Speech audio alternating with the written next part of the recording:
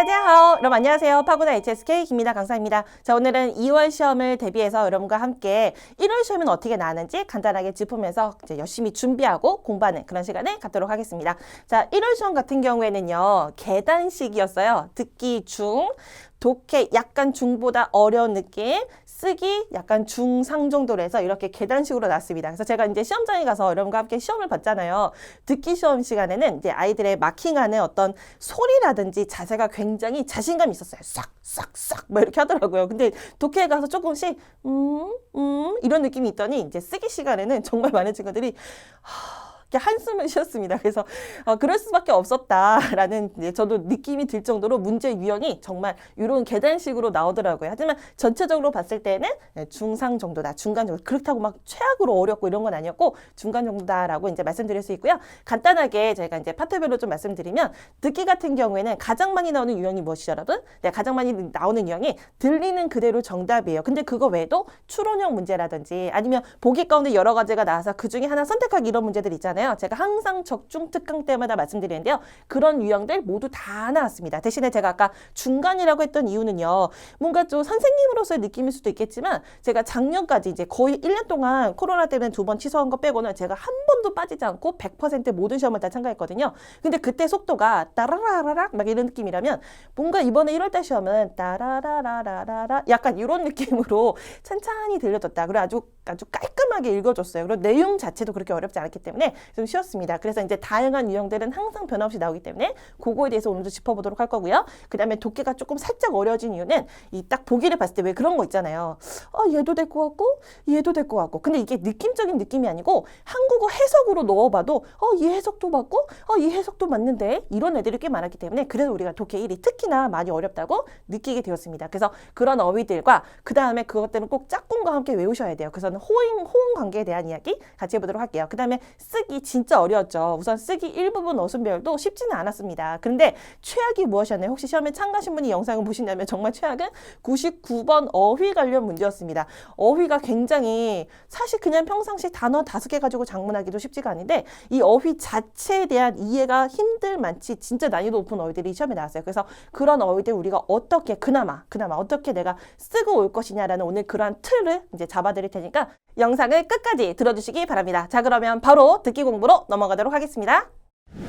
자, 이제 듣기 공부 바로 시작할 건데요. 세 가지 가장 많이 나오는 유형이 무엇입니까? 소리 일정 문제, 추론 문제, 그리고 보기 중 여러 가지가 나오는 문제. 이 세 가지 포인트가 가장 많이 나온다라고 항상 제가 적특 때마다 말씀을 드리죠. 소리 일정 문제는 정말 들리는 그대로 정답입니다. 그 다음에 대화 속에서 한 5에서 많게로는 뭐 7, 8음절까지 이렇게 들려주고 똑같은 아이가 보기가 있어서 그래서 정답이에요. 근데 가끔 너무 얄미운 문제는 그냥 꼴랑 하나 이름절 이거 들려줘. 이름절 이거 들려주고 얘를 정답 이러고 고르는 그런 문제도 있었기 때문에 이런 면에서 이제 주의하셔야 되고요. 하지만 고마운 거는 소리 일정 문제의 비중이 가장 높다라는 것입니다. 그래서 평상시 우리가 준비를 할 때 본문과 보기 읽기 연습을 항상 주의하셔야 되고 시험 전 얼마 안 남았을 때는 단어장을 계속 읽으시면서 혹시 내가 아직도 못 읽는 단어가 있지는 않은지 항상 이런 준비를 하시고 시험장에 가셔야 됩니다. 그 다음 추론형 문제 같은 경우에는 예를 들면 뭐 변호사 들려줘서 변호사 아니면 꽁청 엔지니어 들려줘서 꽁청시 정답 이런 식으로 나오는 것이 아니고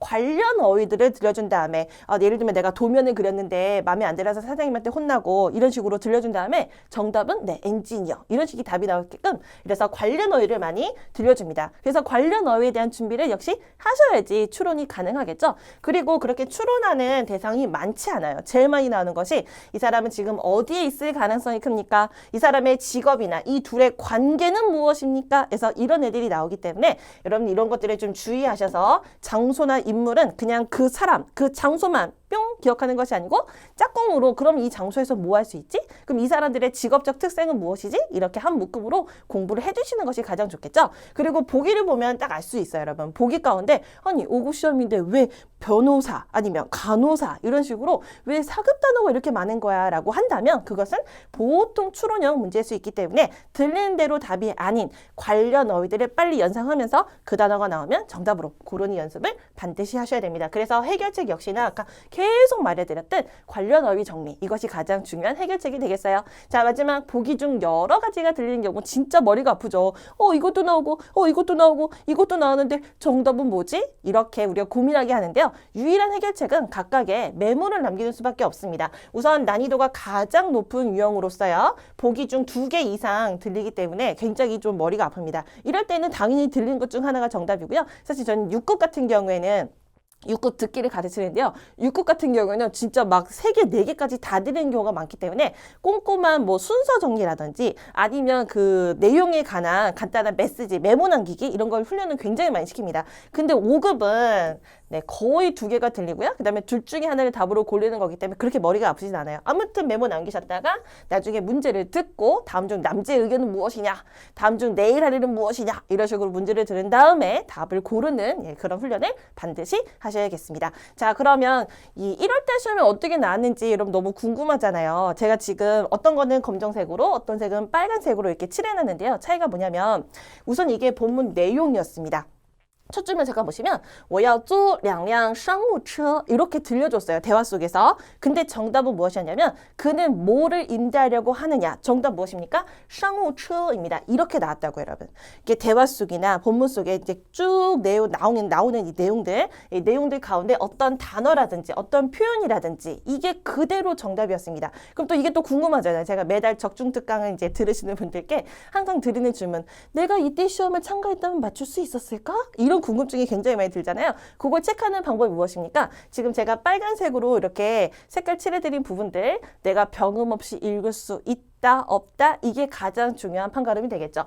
商务车는 상무용으로 그러니까 상업상에서 쓰이는 자동차로서 예를 들면 봉고차 이런 거 있잖아요. 왜 8명, 9명 타는 게 되게 많은 사람들이 함께 타는 차 그걸 얘기하는 것입니다. 그 다음 두 번째 총디엔치 굉장히 많이 나오는 5급 단어죠. 충전기. 그 다음 꼬미는 알러지고요. 그 다음 꽁유먼커 꽁이는 아파트죠. 아파트 입구. 그 다음에 치오여우는 가을 소풍입니다. 그 다음에 칸타올러彩虹 왜 운이 좋다고 느꼈느냐인데 들어서자마자 무지개를 받기 때문이라고 했었어요. 그래서 彩虹 들린 대로 정답이었고요. 그 다음에 요새는 왜 판매량이 이렇게 줄어들었지 할 때 관세장 관세가 세금이 늘었기 때문입니다. 해서 들리는 그대로 역시 정답이었습니다. 그 다음 디치 어디 갈 건데요. 사전에 미리 예약을 해야지 그렇지 않으면 못 들어갈 수 있어 라고 얘기했거든요. 그래서 가장 좋은 것은 디치의 위위에가 정답이었고 마지막 수지 부탈 원띵 해서 데이터가 아직 안정적이지 않습니다. 해서 각각 대화들 속에 이렇게 빨간색으로 칠해진 부분을 듣고 그냥 정답으로 찾는 문제가 정말 거의 대부분이었어요. 정말 거의 대부분 80% 이상.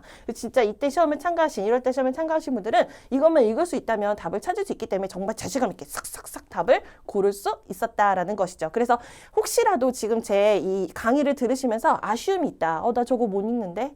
의미는 사실 그 둘째인 거고요. 저거 내가 소리가 뭔지 모르는데 라고 하신다면 잠깐 이거 캡처하시고 저것만큼 확실하게 책임지고 시험장 가겠다 마음을 먹으셔야 되고요. 저희가 거의 매달마다 적중특강을 찍어드리잖아요. 그리고 제가 항상 시험에 나오는 애들, 자주 나온 아이들, 이번 달에 나왔던 아이들 이렇게 체크해가지고 강의해드렸습니다. 그래서 지금 여유가 좀 있으시다면 시험장 가기 전까지 뭐 일주일 정도 여유가 있으시다면 여러분들이 하루에 하나씩 정도 이렇게 보시면서 예전에 저희가 설명해드렸던 것들 확실하게 내 거로 만들고 시험장 가시면 좋을 것 같아요.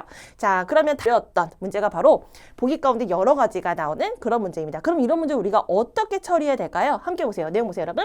你怎么在教室还戴着口罩? 자, 요새 마스크를 또 많이 쓰잖아요. 그래서 아마 수업 시간에 저도 그렇지만 정말 많은 선생님들이 여러분 마스크 얘기 반드시 나올 것 같습니다. 요새에서 반드시 외워주세요라고 열심히 공부한 친구들 굉장히 보람을 느꼈을 것입니다. 와, 내가 선생님이 열심히 외우라고 해서 이렇게 공부했더니 정말 내 귀에 거울자가 들리는구나. 게다가 또戴上口罩 첫 번째 나왔어요. 그래서 얘가 답이지 하고 다음으로 넘어간 친구들은 망한 거죠. 항상 나 보기 가운데 이게 지금 들리긴 했지만 혹시 다른 것이 나올 수도 있다라는 생각을 염두를 반드시 해두셔야 됩니다. 그래서 이제 다음 문제로 넘어가는 상황도요. 그 대화가 완전히 끝날 때까지 기다렸다가 정말 이거밖에 안 나왔네? 그럼 얘가 정답하고 이렇게 꼼꼼하게 체크하시고 넘어가야지 그냥 듣자마자 정답이 하고 다음 문제 넘어간다면 이런 문제 같은 경우는 100% 실패하게 되는 거예요. 내용 계속 보실게요. 너 왜 교실에서 아직도 마스크 끼고 있니? 我感冒了,老师咳嗽. 감기에 걸려서 계속 기침이야. 去看医生了吗? 병원 가봤니?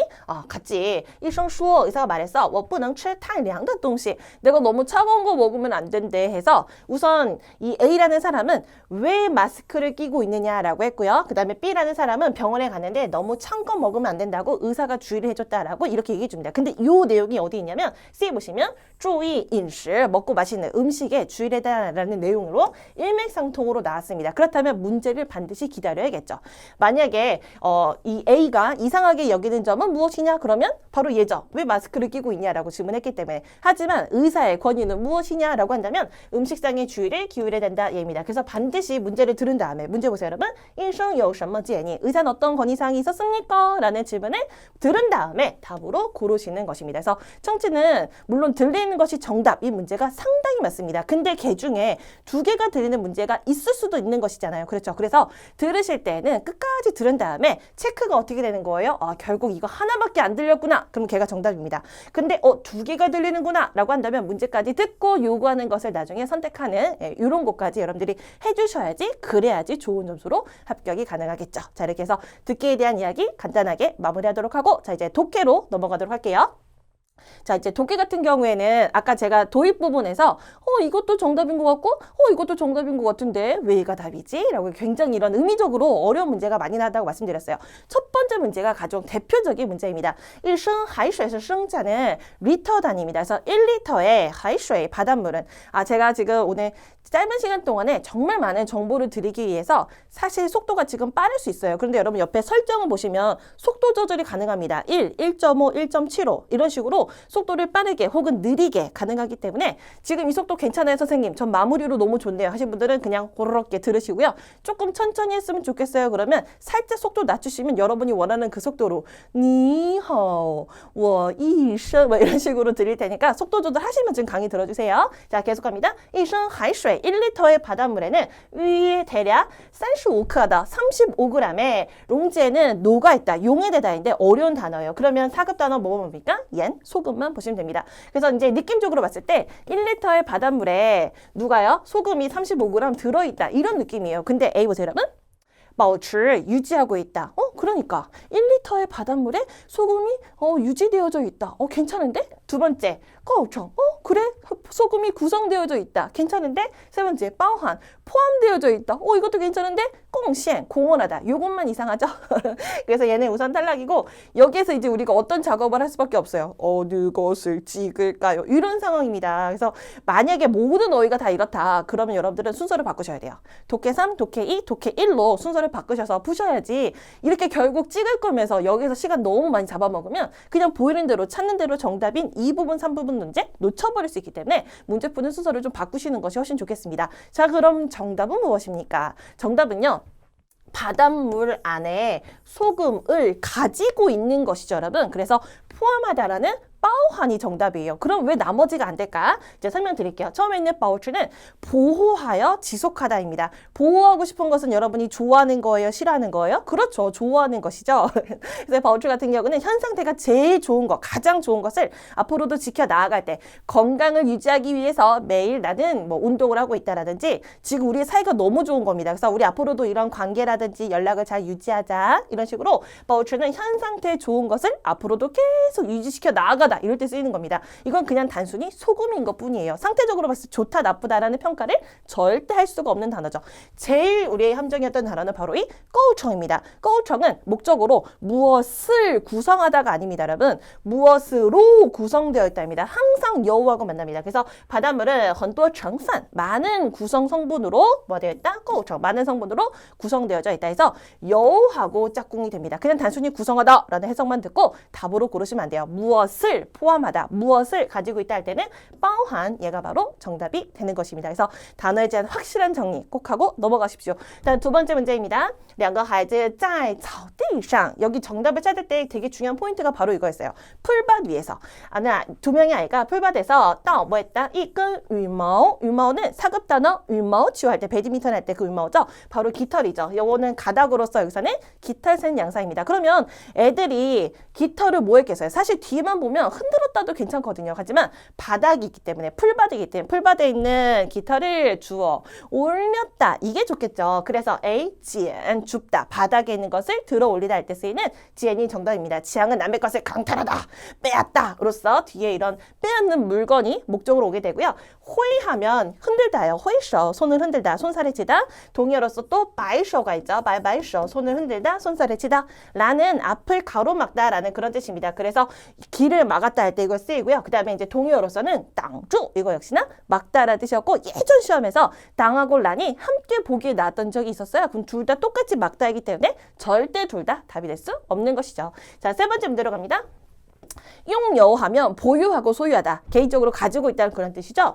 성인들이 알지 못하는 3번을 가지고 있대요. 근데 이것도 우리가 그냥 그렇게 꾸역꾸역 또 맞춰보잖아요. 어른들은 모르는 째커, 변명을 가지고 있다, 절차 순서를 가지고 있다, 비밀을 가지고 있다, 상식을 가지고 있다. 그래서 여기만 보면 다 맞는 말 같은데 라는 생각이 듭니다. 게다가 호응 관계로 따져봐도 딱히 얘는 얘랑만 쓰인다 이런 느낌도 잘 모르겠단 말이에요. 이럴 때는 여러분 힌트가 덜 나온 거예요. 나의 인지 능력이 떨어진다든지 내가 공부를 아직 덜 했다든지 이게 아니고 정답을 찾는 근거가 뒤에 있는 것입니다. 이럴 때는 자신감을 가지고 뒤에 문장까지 해석을 해보십시오. 正是 이것은 바로 무엇이다? 是 무엇이다? 아이들이 走向独立的 독립으로 걸어 나아가는, 저 이제 독립했어요 라고 독립으로 걸어갔다라는 전형적인 표지, 상징, 심볼입니다. 아이가 뭘 갖고 있으면, 애들이 뭘 갖고 있으면 제가 이제 좀 독립을 좀 하려나 보네, 독립했다, 이런 상징이 될 수 있을까요? 그래서 상식선에서 답을 찾는 겁니다. 애가 찌커, 변명하면 그럴까요? 변명은 자기가 접시를 깨놓고 제가 안 깨고 동생이 이런 식으로 다른 말을 갖다가 붙여놓는 거잖아요. 이걸 가지고 너 독립했구나. 그 상징이네. 이렇게 하기에는 약간 너무 비하기 심하죠. 그래서 절대로 안 됩니다. 이것도 되게 중요한 단어인데요.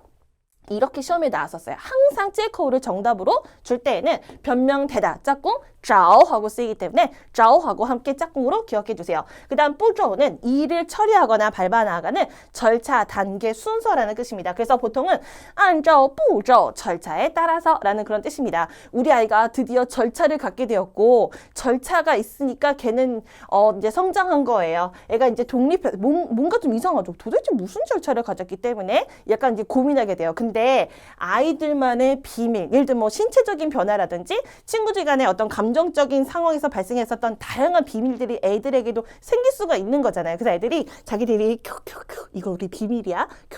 막 이러면서 자기들끼리 있으면 애가 또 저런 것까지 이제 자기들끼리 공유하고 이제 좀 컸네? 우리가 생각할 수 있잖아요, 여러분. 그렇죠? 얘네보다는 낫죠. 물론 좀 어렵긴 해요. 하지만 얘네보다는 그렇지. 애들이 자기만의 정서적인, 신체적인, 뭐 금전적인 이런 비밀을 갖게 된다면 그런 것에서는 우리 아이가 좀 컸구나라는 그러한 성장, 독립을 우리가 충분히 느낄 수 있습니다. 그래서 뒤에 힌트를 가지고 정답을 C로 고르는, 미를 정답으로 고르는 그런 문제였어요. 마지막 장수는 상식인데요. 상식은 뭐 해가 아침에 동쪽에서 뜬다든지 아니면 이제 뭐 한 며칠 안 먹었어요. 그럼 어때요, 여러분? 배가 고프죠. 이런 식으로 꼭 누구한테 배워야 하지 않은 것이 아니고 그냥 일상생활 속에서 자연스럽게 터득한 지식, 이걸 바로 상식이라고 합니다. 그래서 호응 단어로는 기본적 상식이라든지 상식에서 벗어난 행동이야, 이런 이제 짝꿍이 되는데 우리 아이가 상식이 있다고 해서 누구나 다 아는 지식을 이 아이가 드디어 알게 된 거예요. 어머니, 저는 드디어 해가 동쪽에서 뜨는 것을 상식적으로 알게 되었습니다. 너는 이제 독립했구나 라고 하기에는 역시 이상한 거죠. 그래서 답이 될 수 없고 정답은 C가 되겠습니다. 너무 재밌죠? 하나만 더 보도록 할게요. 4번 문제.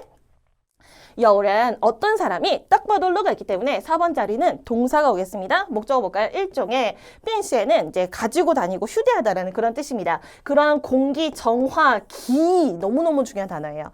얘는 기계로서도 기억해 주세요. 찌치, 기계, 도구 할 때 찌는 찌치 할 때 치를 쓰는 거죠. 그래서 이 기계를 빈칸했다고 합니다. 사람이 기계를 뭐 할까? 이런 점에서만 본다면 답을 금방 찾을 수 있습니다. 자, ABCD 보시면 건설하다. 이 미야오의 눈이 꽂히면 안 돼요. 그럼 바보예요. 내가 잘 모르는 미야오의 뭐어로 눈을 가세요. 뭐를 보시면 돼요? 적다, 쓰다. 이 미야오시에는 묘사에 적다, 생동감 있는 묘사, 막 이럴 때 쓰이는 말이기 때문에 기계랑 어울리지 않습니다.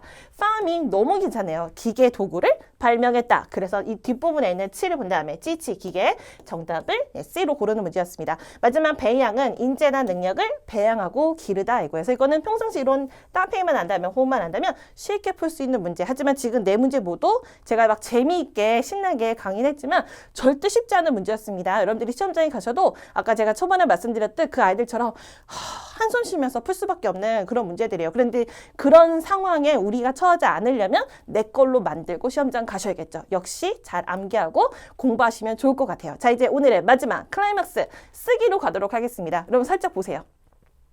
제가 일부러 첫 페이지에는 해석을 안 넣어놨어요. 엄청 여러분 엄청나죠. 아마 여기를 보면서 아마 듣기에서는 시험 갈 걸 그랬네 이랬을 것 같아요. 그런데 이제 독해 강의 들어서부터는 그래 다음에 가는 게 좋겠다 이런 마음이다가 지금 쓰기 단어를 보는 순간 와 진짜 안 가기를 잘했네. 아예 마음이 딱 달라질 것 같습니다. 자, 이렇게 단어가 지금 무슨 내용인지도 모르는 상황이거든요. 자, 아무튼 쓰기 99번 이 문제도 글을 쓸 때 흐름이 있습니다. 그래서 이런 흐름들을 먼저 이제 큰 틀 안에서 설명을 드리고 오늘 제시 단어로 어떻게 작문할 수 있었는지 또 말씀을 드리도록 할게요. 자, 우선 의미 파악 및 주제 어휘를 선정하셔야 됩니다. 자, 우선 각각의 단어의 해석을 하는 것은 너무 당연한 일이죠. 그래서 우선 해석해 볼게요. 메탄, 석탄이고요. 포어치에 절박하다 혹은 절실하다입니다. 다음 지혜위에 하면 절약하다고요. 그 다음 세 번째 능위에는 에너지입니다. 마지막에는 짱디는 떨어지다입니다. 우선 1번은 절망하실 거예요. 해석이 안 되는 단어도 있거든요. 그 다음에 해석이 됐다 그래도 도대체 이걸 어떻게 쓰지 하면서 우리가 가장 많이 하는 실수가 뭐냐면 머릿속에 그림을 그리는 거예요. 우선 처음에 메탄, 석탄 그림이 머리에 막 떠올라 이렇게 석탄이. 그 다음에 포어치에 누군가가 되게 절박해하고 막 절망스러워하고 힘들어하는 모습이 또 갑자기 떠올라요. 그 다음에 절약하다 누가 등을 갑자기 뚝 끄는 모양이 갑자기 생각이 납니다. 전등을 이제 절약하려고 전기 절약하려고 전등 끄는 모양이 뚝 납니다. 그 다음에 능에는 자원이에요. 그러니까 자원이다 보니까 뭐 석유도 떠오르고 석탄도 떠오르고 가스도 떠오르고 태양도 떠오르고 다양한 자원들이 머릿속을 맴돌기 시작합니다. 마지막으로 짱디는 떨어지다예요. 그러니까 갑자기 위에서 뭔가 비가 떨어지는 모양 아니 물가가 떨어지는 모양 이런 식으로 여러분 속에 이미지적으로 이런 애들이 갑자기 동시간대에 확 떠오르게 돼요. 우리는 글을 써야 되는데 말이죠. 여러분은 머릿속에 사진을 찍기 시작합니다. 그러면 작문을 할 수가 없는 거예요. 여기서 우선 각각의 단어를 여러분들이 뽑은 다음에 그림을 그리는 것이 가장 멍청한 방법이에요. 그거는 글을 쓰지 못하게 그런 방향으로 나를 가장 강하게 이끄는 방법이기 때문에 그럼 우선 각각의 단어 의미를 파악한 다음에 지금 흐름으로 봤을 때 석탄, 절약 뭐 이런 게 나왔어. 그러면 환경오염이라든지 에너지 절약에 관한 이야기를 하겠다라는 마음을 가지십니다. 자, 그 다음에 혹시 요새는 뭐 사실 이건 너무 옛날부터 그랬기 때문에 요즘이라고 말하기도 그러네요. 몇 년 전부터 계속해서 그냥 각각의 낱낱의 단어로 주는 것이 아니고 이런 단어들끼리 서로 호응이 되어서 함께 쓰는 단어들을 요새 많이 주더라고요. 그래서 지금 같은 경우에도 에너지를 절약하다는 무조건 한 덩어리로 써야지 라는 이런 마음을 가지시게 될 것입니다. 자, 그 다음에 주제에 맞게 단어의 가지치기 작업. 사실 이게 스텝 3이긴 하지만 제일 중요한 작업이에요. 여러분들이 머릿속에 해야 되는 작업은 머릿속에 그림을 그리는 작업이 아니고 내가 실질적으로 IBT는 이제 꿀이죠. IBT는 소리만 알면 뭐가 나오니까. 근데 PBT 친구들은 진짜 글을 쓰셔야 되잖아요. 그럼 나는 실질적으로 내가 석탄을 가지고 쓸 수 있는 단어는 무엇이냐? 여러분 채굴하다 쓸 줄 아세요? 이런 거 절대로 못 쓴단 말이에요. 석탄을 사용하다, 석탄을 뭐 수출하다 이 정도 선에서만 여러분 쓸 수 있지 그 뭐 광부가 가가지고 석탄을 채굴하고 그거를 뭐 어디다 시장에 갖다 팔고 이렇게 쓰기에는 우리가 너무 어렵습니다. 그래서 내가 실질적으로 이런 단어들과 함께 쓸 수 있는 어휘들을 모으십니다. 그런 다음에 언어의 덩어리들을 만든 다음에 그 다음에 스토리 구상이 들어가는 것이죠. 다시 한번 강조하지만 절대 단어를 이미지화해서 그림식으로 여러분들이 작문하시면 절대로 안 되는 거예요. 지금 어떤 면에서는 이해가 되지만 어떤 면에서는 그래도 선생님 이야기도 지금 뜬구름 잡는 느낌인 것 같아요 라고 할 것 같아요. 그래서 정말 이 순서대로 한번 해보도록 합시다. 우선 첫 번째 의미 파악 및 주제 어휘를 선정합니다. 첫 번째 메탄 석탄이고요. 포어치에 절박하다 절실하다 라는 그런 감정을 나타내는 말이죠. 그 다음에 지혜 위에 하면은 절약하다 있고 그 다음 밑에 있는 능위에는 에너지 마지막 찌양띠는 낮추고 떨어지다입니다. 자, 그렇다면 이 단어들의 의미를 파악한 두 번째 순서는 무엇입니까? 이 각각 어휘 가운데 호응 어휘가 있는지 없는지 확인해 보셔야 돼요. 그래서 오늘 같은 경우에는 에너지를 절약하다 해서 지혜위의 능면이 이제 짝꿍 단어인데요. 자, 여러분들이 이렇게 오해할 수 있어요. 짱띠 떨어뜨린다. 석탄도 많이 안 써야지, 많이 안 써야지. 그래야지 환경 오염을 좀 줄일 수 있지 않습니까? 그래서 이것도 호응 단어겠다라고 생각할 수 있어요. 그런데 여러분 잘 보세요. 찌양띠는요, 찌양이 떨어질 강자죠. 이거 4급 단어예요. 찌양로, 착륙하다 할 때 띠는 낮을 저자입니다. 그래서 양적인, 부피적인 면에서 이렇게 쪼그라들고 줄어드는 것이 아닙니다. 감소하고 줄이는 것이 아니에요. 그건减少예요. 감소예요. 찌양띠는 무엇입니까? 위에 있어야 돼요. 위에 있는 것이 아래로 떨어지는 겁니다. 온도가 떨어집니다. 자본금이 떨어집니다. 수출량이 떨어집니다. 사용량이 떨어집니다. 무조건 내려와야 돼요. 내려와야 돼요. 그래서 석탄이 떨어집니다는 아니에요. 그럼 튀어 이렇게 떨어지는 거고 수치적인 면에서 숫자적인 면에서 내려오다라고 해야 돼요. 그래서 석탄과 함께 쓰고 싶다라고 하신다면 석탄 사용량이 떨어지게 되었다라는 이런 수치적인 여러 면에서 작문하셔야 돼요. 그래서 오늘 단어 중에서 어려웠던 단어가 물론 이런 거 어렵죠, 여러분. 단어로 봐서 어렵죠. 하지만 작문하기 쉽지 않은 단어는 오히려 우리에게는 찌양띠일 수 있어요. 감소랑은 다르게 떨어뜨리는 개념이기 때문에 그래서 이런 개념도 한번 기억해 주세요. 자, 이렇게 해서 두 번째 스텝까지 왔습니다. 자, 근데 세 번째 스텝입니다. 주제에 맞게 어휘에 대한 가지를 치셔야 되는데요. 제가 굳이 이렇게 얘기하는 이유는 우선 마지막 거 보세요. 오늘 전체적인 내용이 무엇이에요, 여러분? 에너지 절약 혹은 환경보호에 관한 이야기인 것 같아요. 근데 가지를 칠 때 온도가 떨어졌다. 자본금이 떨어졌다. 여러분 이게 우리에게 쓸모있는 그런 가지치기인가요? 어디다 쓸 거예요, 이런 거를. 아무런 연관성이 없잖아요. 그래서 가지를 칠 때 내가 쓸 줄 아는 단어를 다 토해내는 것. 그거 너무 중요하죠. 하지만 연관성이 있어야 돼요. 그래서 아까 주제 선정이 중요한 거예요. 단어의 해석을 한 다음에 이 각각의 어휘에서 내가 주제가 되는 거, 환경보호, 아니 뭐 지구 지키기 뭐 이런 식으로 에너지 절약이라는 주제를 잡았다면 그 선에서 여러분들이 함께 짝꿍이 될 만한 가지치기를 하십니다. 자, 석탄 사용량, 그 다음에 아까 사용량은 줄여야 된다고 그랬죠. 그 다음에 절박한 상황, 아니면은 절박하게 해결하다, 아니면 에너지를 절약하다. 그래서 대충 이렇게 단어에 대한 덩어리들을 만들었더니 현재 환경보호, 환경오염 문제가 심각하고 우리는 이 지구를 보호하기 위해서, 환경보호를 하기 위해서 에너지를 절약해야 되고 석탄 사용량을 좀 줄여야 된다. 이러한 노력을 통해서 지구를 보호할 수 있을 것이다 라는 글이 나오게 되잖아요. 제가 되게 억지 부리는 거 아니죠, 여러분. 이런 단어의 호응을 만들어 놔야지 그래야 스토리가 나오는 것입니다. 머리에 그림을 그린다고 절대 이야기가 나오는 것은 아니에요. 자, 그러면 제가 샘플 문장 한번 만들어 봤어요. 저는 정말 운 좋게도 강사죠. 운 좋게도 강사고 저는 3급, 4급, 5급, 6급을 다 가르칩니다. 그래서 환경보호 문제에 대한 오늘 글을 한번 만들어보자 하니까 갑자기 이게 4급 시험에 나왔었던 문장이에요. 어순별 시험에 지구는 우리 공동의 집이다 라는 문장이 실제 어순별 시험에 나왔습니다. 그래서 여러분들이 한 가지 제가 말씀드릴 게 있는데요.